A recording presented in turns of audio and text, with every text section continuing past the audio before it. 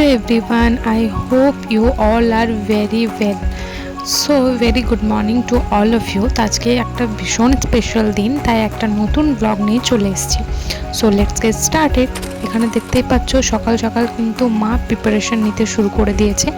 ইতিমধ্যে রেডিও হয়ে গেছে, কারণ আজকে হচ্ছে আমার বার্থডে। সেটা তো তোমরা আগেই সকলে থাম্বলস থেকে বুঝে গেছো। তো যাই হোক, এটা হচ্ছে আমার সকালবেলায় আশীর্বাদ পর্ব প্লেট। এখানে রয়েছে ব্রেকফাস্টের জন্য পায়েস, আলুর তরকারি, গরম গরম লুচি, রসগোল্লা, তার সাথে রয়েছিল কেক। সো এখানে চলো তাহলে, আমি রেডি হয়ে গেছিলাম, পুজো করে নিয়েছিলাম, দেন আশীর্বাদ পর্ব শেষ করে চলে এসেছিলাম লাঞ্চে। তো আমাদের আসানসোলে আমি বাঙালি আউটলেটেই আমি এসছি। বেশ খাওয়ার দাওয়ার ভালো, খারাপ বলবো না। আমি এখানে নিয়েছিলাম চিকেন থালি, আর সুন্দরভাবে তারা আমাদেরকে পরিবেশন করেছিল কলাই পাতায় ভাজাভুজি, পাঁপড়, চাটনি, পায়েস, আলু পোস্ত, ডাল, চিকেন। আই হোপ তোমরা দেখতে পাচ্ছ। তো তারপরে খাওয়া দাওয়া শেষ করে দারুণ একটা ভুরিভোজ দিয়ে চলে এসেছিলাম সেন্ট্রামে।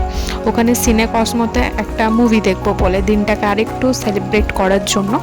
তো ব্রেকের সময় কিন্তু আমি চলে এসেছিলাম একটু ওয়াশরুমে, তোমাদের সাথে আউটফিটটা আমি শেয়ার করলাম।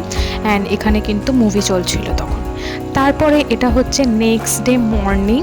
তো মানে বুঝতেই পারছো, ডাবল ধামাকা আর কি, ডাবল সেলিব্রেশন। তো নেক্সট ডে আমি বার্থডের জন্যই স্পেশালি এসেছিলাম, এটাও লাঞ্চে। এটা হচ্ছে আমাদের আসানসোলে চুলা চকে। আই হোপ যারা আসানসোলে আছো তারা অনেকেই জানো। তো এখানের অ্যাম্বিয়েন্সও টু গুড। অ্যান্ড যদি আমি খাবার কোয়ালিটি বলি তাহলে কোয়ান্টিটি কম, কিন্তু টেস্ট অ্যাভারেজ। সো এটা হচ্ছে আজকের আমার আউটফিট। তো কেমন লাগছে ব্লগটা জানিও, অনেক দিন পর ব্লগ করছি আবারও। তো ইতিমধ্যে চলে এসছে আবারও খাবার দাবার। তো এখানে নিয়েছিলাম butter naan, chicken biryani and kadai chicken. তো এখানে চলো খাওয়া দাওয়া করি। অ্যান্ড দুপুরবেলায় যেহেতু গেছিলাম, খুব জোরেই খিদে পেয়ে গেছিলো। তো খাওয়া দাওয়া শেষ করে আবার চলে গেছিলাম শপিং করতে, কারণ সামনে সেপ্টেম্বরে রয়েছে পুজো। কার কার শপিং ইতিমধ্যে হয়েছে আমাকে কমেন্টসে জানাও। তো দেখা হচ্ছে নেক্সট কোনো ব্লগে। Bye bye.